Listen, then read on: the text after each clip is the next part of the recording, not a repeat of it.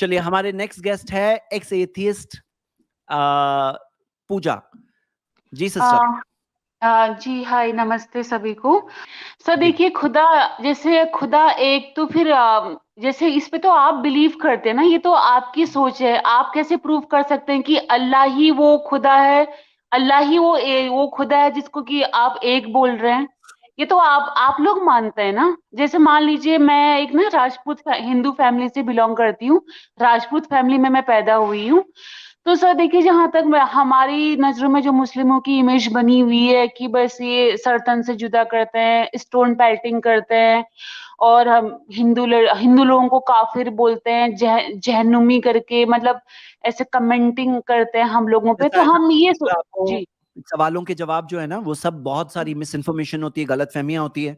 और मैं हम्म, उम्मीद करता हूं कि आप वो सवालों का जवाब जानने के बाद वो सवाल अपने दिल में नहीं रखेंगी इंशाल्लाह। प्रोपेगेंडा तो हम्म, चलता है। हाँ, प्रोपेगेंडा तो आपको पता है, कितने सारे सच्चे सही लोगों के बारे में गलत लोग हम्म, प्रोपेगेंडा करते ही हैं। हाँ, वो हम्म, तो चाहते ही हैं। तो वो बात के ऊपर आप प्रोपेगेंडा पे मत जाइए, आप फैक्ट्स की खुद रिसर्च करिए। तो आपका सवाल क्या हम्म। है इस चीज के बारे में? आपका सवाल नहीं नहीं, आप एक जैसे सवाल ये बोल पूछा रहे है। हो ना कि जी अल्लाह एक है, जिस आपका जो मुस्लिमों का जो मानना है कि अल्लाह ही सब कुछ है, तो जी ये तो आपका मानना है ना। आप इसे कैसे प्रूव करोगे कि अल्लाह ने ही ये धरती बनाई है, अल्लाह ही वो है? आप इसे कैसे जी। प्रूव करोगे, ये अच्छा, बताइए। बहुत अच्छा आपका सवाल है। तो मैं आपसे ये पूछूंगा सिस्टर कि हम उसे अरबिक में अल्लाह कहते हैं। हाँ, आप उसे चाहे जो जिस किसी नाम से पुकारते हो, क्यों ना हम पहले फर्स्ट स्टेप में ये करें, जो मेजर कंसेप्ट, जो कंसेप्ट का प्रॉब्लम होता है उसको सॉल्व करें, फिर नाम का प्रॉब्लम भी सॉल्व कर लेंगे। इतनी बात है बिल्कुल। कि आप अगर आसमान और जमीन में एक मालिक है, आप उसे मालिक की, गॉड, भगवान जो भी कहते हैं, लेकिन आप मानते हैं कि वो एक ही है जो चलाने वाला है, मालिक है, बनाने वाला है, तो हम भी उसी की बात कर रहे हैं। हम भी उसी की बात कर रहे हैं। अब सवाल क्या जैद है? भाई, आप मेरी बात समझिए। एक बार के लिए मान लेते हैं कि अल्लाह ही सब कुछ है और कोई भगवान नहीं है। आपकी बात एक बार के लिए हम मान के देख लेते हैं। बट इस चीज का भी क्या प्रूफ है, मतलब क्या प्रूफ है कि ये सच में ही हम तो जिससे मैं आपसे अल्लाह क्या को कह रहा हूँ सिस्टर, आप जरा ये बात थोड़ा सुनिए। मैं आपसे ये कह रहा हूँ, नाम का प्रॉब्लम हम बाद में सॉल्व करेंगे। पहले उसका जो बिलीफ है वो मैच हो रहा है, हमारा नहीं हो रहा है। अगर आप जैसे बिल्कुल। मानती हैं कि वो अनेक है, तो आपका क्या मानना है? गॉड गॉड अनेक है कि एक है? आपका क्या मानना है? लास्ट टाइम हमारी थोड़ी बातें हुई थी इस टॉपिक सर पर। ये जी, आपकी और मेरी बात हुई थी उस जो टाइम पे, मैंने 2-3 कुछ सवाल और आपको दिया पॉइंट था। चल रहा था, तभी मैं आज जी आई हूँ। सर देखिए, हाँ हिंदुइज्म जो है ना, जैसे अगर जी आप में भी, आपको, आप भी इंडिया में रहते हो तो थोड़ा बहुत आपको भी नॉलेज होगी। जी भले जी हम बहुत सारी चीजों की पूजा करते हैं, लेकिन सर इट मीन्स हम हिंदुइज्म में भी हम भी ये बिलीव करते हैं कि भगवान एक ही है। बट हम जी। ये बिलीव नहीं कर पाते कि वो अल्लाह है।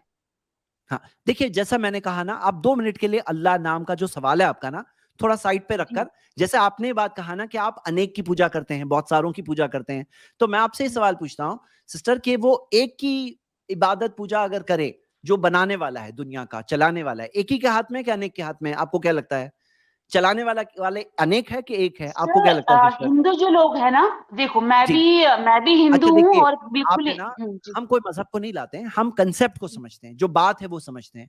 बातें तो कंसेप्ट में, मजहबों में, बहुत से मजहबों में होती है। हम किसी मजहब के बारे में बात नहीं कर रहे हैं, हम नहीं नहीं, बात के सर बारे में सर बात मेरी कर बात समझिए कि मैं आपसे क्या मतलब क्या आपको मैं रहे हैं। कन्वे करना चाह रही हूँ कि देखिए, जी जी बताइए। देखिए बीइंग अ हिंदू भी, मैं भी सिर्फ कृष्णा जी को मानती हूँ। ऐसा नहीं कि मतलब कि 100-200 मूर्तियों की मैं सुबह शाम पूजा करती हूँ। यू जी वॉन्ट बिलीव कि मेरे घर में खुद मंदिर नहीं है, मंदिर में जी जाके दर्शन करते हैं। हम भी इस चीज में बिलीव करते हैं कि भगवान एक ही है जिसने पूरी दुनिया बनाई है। आप मेरी प्लीज बात समझिए, मैं क्या बोलना चाह रही हूँ।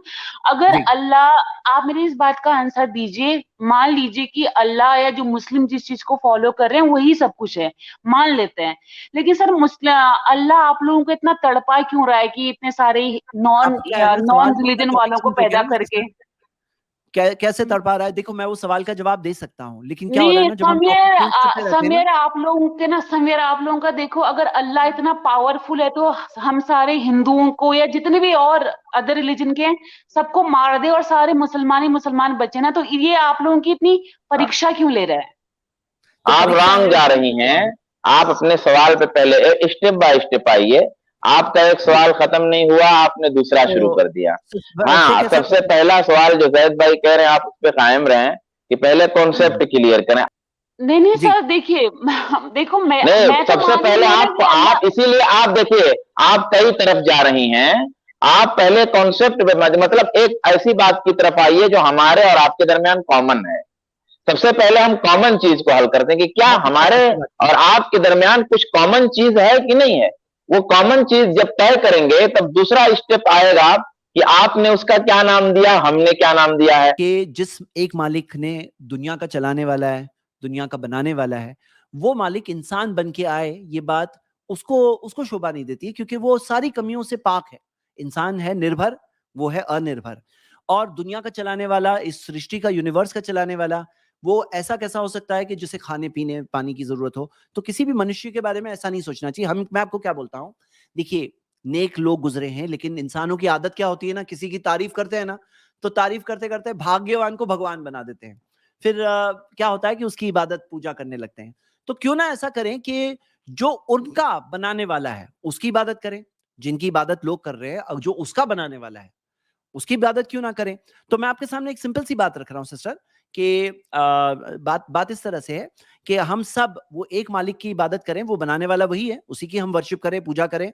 और यही सही रास्ता है। आप देखो, कोई अगर कहे मैं एक की कर रहा हूं, फिर उससे कल क्या लग रहा है कि अरे इससे बेटर क्या वो है, फिर कई लोग चेंज करते हैं, बोले एक की जगह मैं अभी उनकी करूंगा, फिर उनके बाद लग रहा है कि तीसरा कोई तो ना हो। अब ये जो श्रद्धाएं जो शिफ्ट होती है ना, इसके अंदर एक डाउट रहता है हमेशा, क्योंकि देने वाले बहुत सारे हैं। जब देने वाले बहुत सारे होते हैं तो आदमी सोचता है ये ज्यादा देंगे कि वो ज्यादा देंगे, कि वो ज्यादा देंगे। तो मैं आपके सामने क्या कह रहा हूं ना, ऐसा नहीं है। यूनिवर्स चलाने वाला एक है। अगर गाड़ी में एक से ज्यादा ड्राइवर हो तो गाड़ी पूरा कंफ्यूजन हो जाएगी। तो यूनिवर्स में भी एक ही मालिक है, उसी के हाथ में सब कुछ है। आपको क्या लगता है बात? क्या आप अग्रीड है? जैसे मैं कॉमन चीजें सर हैं हमारी। मैं इस चीज को मानती हूँ सर, अब मेरी बात सुनिएगा प्लीज। तो जी जैसे जी ना सर, अगर देखिए अपना थोड़ा बहुत रिलीजन से भी ऊपर उठ के हमें प्रैक्टिकल होना पड़ेगा। लेकिन मैं इंडिया की बात करूंगी, क्योंकि मुझे अदर कंट्री के मैं बात नहीं करूंगी अभी। लेकिन जैसे मैं इंडिया में देख रही हूँ, तो जितने भी आगे को निकल के आ रहे हैं, तो जहां भी मैं देख रही हूँ, तो हिंदू लोग ज्यादा क्यों नीचे आगे को निकल के आ रहे हैं। और मैं देख रही हूँ कि जहां पे भी जो बदमाशियां हो रही हैं, शैतानियां हो रही हैं, ये मुस्लिम लोग क्यों कर रहे हैं। तो इसके बारे में आप क्या बोलेंगे? जी क्योंकि देखिए, सिस्टर, अगर टाइम। रिलीजन को नहीं, आप सर जैद भाई मेरी बात समझिए। अगर आप देखिए, हम भले हजारों भगवानों की पूजा कर रहे हैं, आप एक की पूजा कर रहे हो। तो जो उससे जो बच्चे हैं, जो भी हम लोग हैं, भाई बहन, हम जो भी निकल रहे हैं ना बाहर को, तो जो ज्यादा एजुकेटेड या ज्यादा, अगर आप उससे जो आप, मैं कैसे बोलूं उसको, परवरिश या संस्कार, जो भी संस्कारी निकल रहे हैं, तो वो मैं ये ज्यादा देख रही हूँ कि जो शैतानी जो ज्यादा कर रहे हैं, वो मुस्लिम क्यों कर रहे हैं। सिस्टर, मैं आपको एक सवाल पूछता हूँ। पहले तो आपने जो कहा ना, एक टाइम था जो दुनिया के अंदर तकरीबन लोग मानते थे कि जमीन चपटी है, लेकिन उस जमाने में भी जमीन चपटी नहीं थी। तो कभी भी सही और गलत का फैसला है ना, हम लोग ज्यादा लोग क्या बोल रहे हैं, ज्यादा लोग क्या मान रहे हैं, उससे कभी नहीं करेंगे। हम सही और गलत का फैसला करेंगे। कौन सी बात सही है, उसके अंदर पावर होता है, उसमें स्ट्रेंथ होती है, वो खड़ी होती है बात। और गलत चीज जो होती है, वो सही चीज आने के बाद फेल हो जाती है। अब जहां तक ये सवाल है कि मुसलमान आप कह रहे हैं कि ज्यादा करते हुए क्यों मिल रहे हैं, इसकी सबसे बड़ी वजह है fake news, wrong propaganda, highlight करना। आप, मेरे पास स्टैटिस्टिक्स है कि कोई मुस्लिम अगर कोई भी अब गुनाह करे, अपराध करे, उसको बहुत ज्यादा हाईलाइट किया जाता है। और कोई नॉन मुस्लिम सेम चीज करे तो उसके अंदर बताया नहीं जाता है। कितनी सारी फेक न्यूज है, और पूरी पूरी पूरी हंड्रेड्स ऑफ न्यूज फेक पकड़ी गई है, जो खास मुसलमानों को बदनाम करने के लिए बनाई गई है। लेकिन आपको पता होगा कि मुस्लिम कम्युनिटी में, अगर आपने देखा होगा ना सिस्टर, तो आपको सबसे ज्यादा वो लोग जो शराब नहीं पीते हैं, शराब पीना बुरी चीज है, आपको मुसलमानों में मिलेंगे। जुआ से बचने वाले, जुआ से बचने वाले सबसे ज्यादा आपको मुस्लिम से मिलेंगे, जुए से बचने वाले। आपको पाक दामन, चेस्ट सोसाइटी के अंदर पाक दामनी के साथ जीना, जिसके अंदर यानी ऑब्सिनिटी, इंटरमिंगलिंग, गलत ताल्लुकात, ये सब चीजें सबसे जो आपको जो सबसे लीस्ट मिलेगा, वो एक प्रैक्टिसिंग मुस्लिम सोसाइटी में मिलेगी, जो मुस्लिम्स प्रैक्टिस करते हैं। और हाँ, ऐसे लोग होते हैं, मुस्लिम्स ऐसे भी होते हैं जो प्रैक्टिस से दूर होते हैं, जिनको नॉलेज नहीं है, पता नहीं है। तो मैं आपको क्या कहता हूँ ना सिस्टर, आप प्रोपेगेंडा पे मत जाओ। लाइफ जी रहे हो आप, आपकी लाइफ भी थोड़े दिनों की है, मेरी लाइफ भी थोड़े दिनों की है। क्यों ना हम जिंदगी में एक बार सही क्या है वो चीज सोचें। और ये चीज से तो आपको और ज्यादा बचना है कि भाई लोग प्रोपेगेंडा कर रहे हैं, तो आप सही चीज से दूर हो जाएंगे। तो आप वो चीज से प्लीज अपने साथ, don't do this to your own self. मतलब आप अपने साथ ही बहुत बुरी चीज कर लेंगे अगर आप वो चीज के भाव में से बह जाएंगे।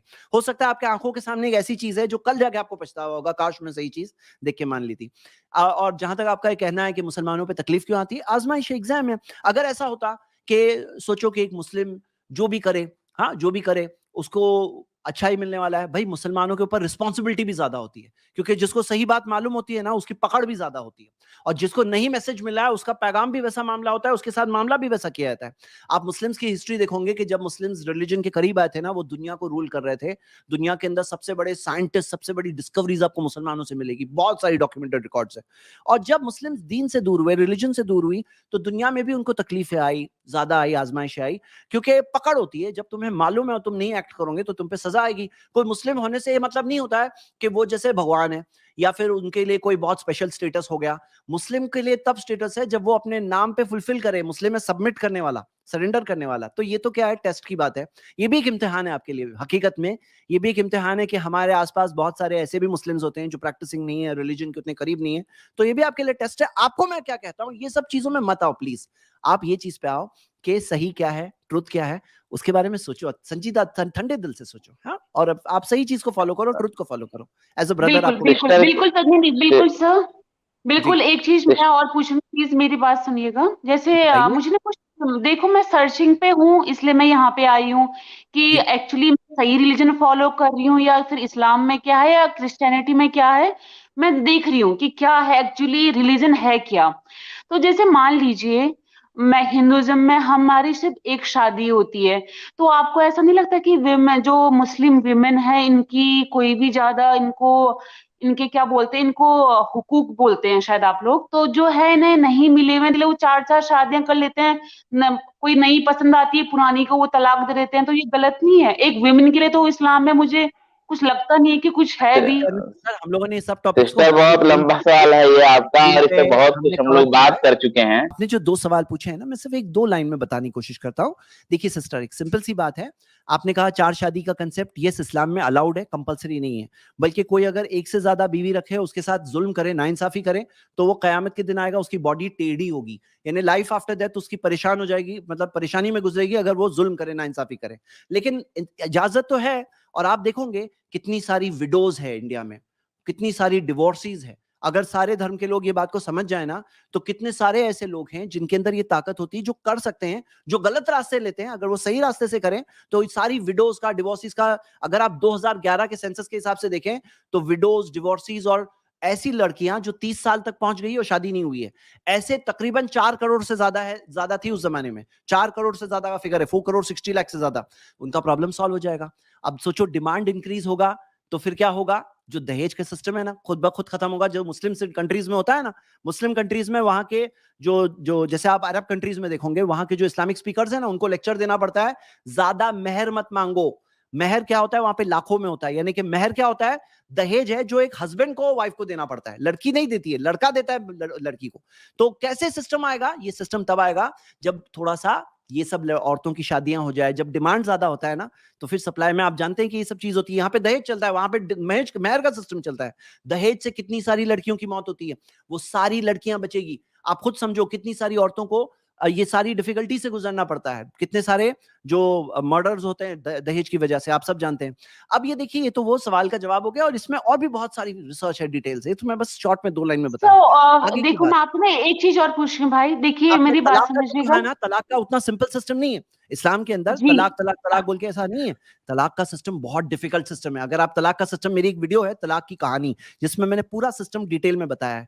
उल्टा इतना डिफिकल्ट सिस्टम है तलाक देने का कि एक हस्बैंड को अगर तलाक देना है तो उसको कितनी सारी चीजों से गुजरना होगा। ये मिस इन्फॉर्मेशन और गलती है जो बाज मुस्लिम्स में, जो उनको लोग जानते नहीं है, वो समझते हैं कि तलाक इतना आसानी से दिया जा सकता है। तलाक देने से पहले एक बहुत सारा पूरा प्रोसीजर है। एक हस्बैंड को देखना पड़ेगा कि बीवी मेंसेस में तो नहीं है, निफास में तो नहीं है, पाकी का दौर है जिसमें मियाँ बीवी के ताल्लुकात है तो भी नहीं तलाक दे सकता है, वेट करना पड़ेगा, यानी गुस्सा ठंडा हो जाएगा, और बहुत सारे और प्रोसीजर और स्टेप्स है, जिसके बाद ये तलाक का सिस्टम बहुत डिफिकल्ट है। हाँ, तो चलिए अभी आप बताइए, लेकिन अलाउ है फिर भी।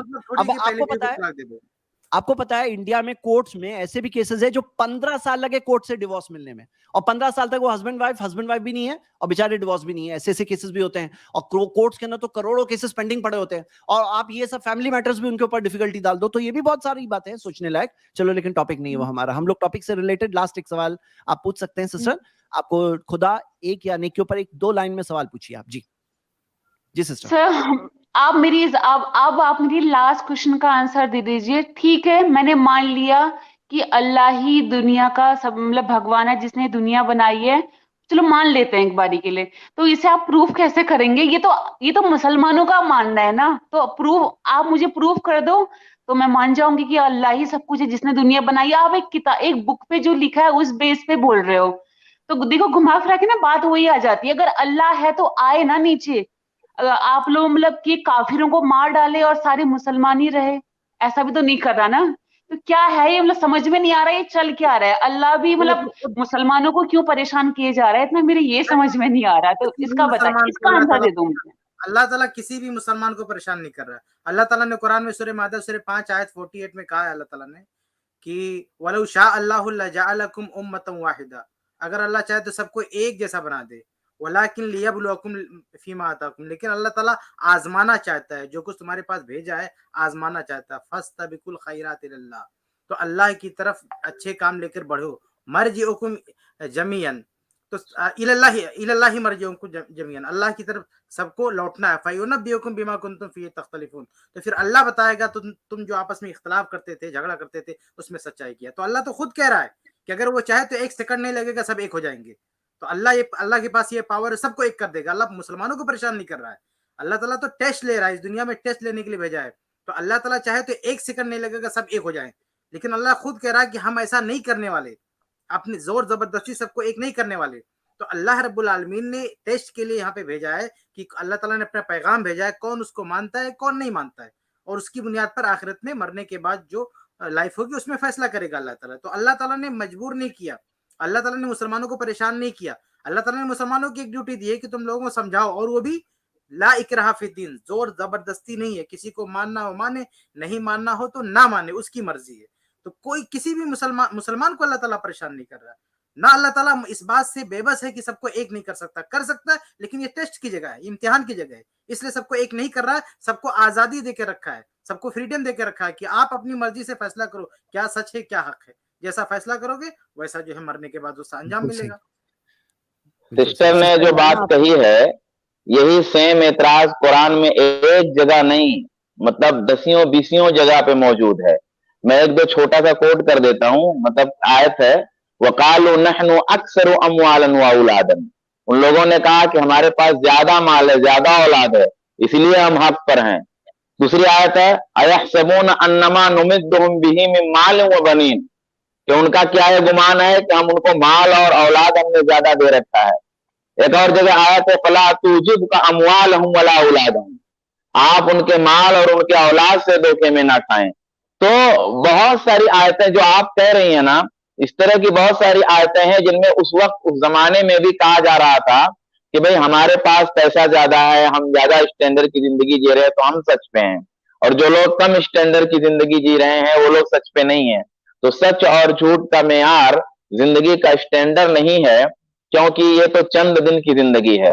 अजबन लिअम्रिल मुमिन इन अमरहु कुल्लहु खैर इन असाबतु सर्रा शकरा फकान खैरल्लाह व इन असाबतु जर्रा फसबरा फकान खैरल्लाह। मोमिन की जिंदगी में हर पहलू से खैर है, अगर उस पर खुशी आती है और उस खुशी को में वो शुक्र करता है तो ये भी उसके लिए खैर है, और अगर उस पर मुसीबत आती है और उसमें सब्र करता है तो ये भी उसके लिए खैर है। तो ये एग्जाम की जिंदगी है, इसमें इस तरह के मतलब टाइम नहीं है इसको बहुत ज्यादा एक्सप्लेन करने का, और मतलब ये थोड़ा रॉन्ग ही सवाल है। हाँ, जज़ाकल्लाह खैर, अदा कल्ला। बिल्कुल भाई, मैं ना कुरान बिल्कुल पढ़ना चाहूंगी, क्योंकि देखिए जैसे हम लोग हिंदुओं के माइंड में बहुत ज्यादा नेगेटिव इमेज होती है मुसलमानों के प्रति, तो मैं एक बार पढ़ूंगी जरूर, फिर मैं आपसे डिस्कस करूंगी, कुछ क्वेश्चन लेके आऊंगी। मोस्ट वेलकम जी, जरूर जरूर।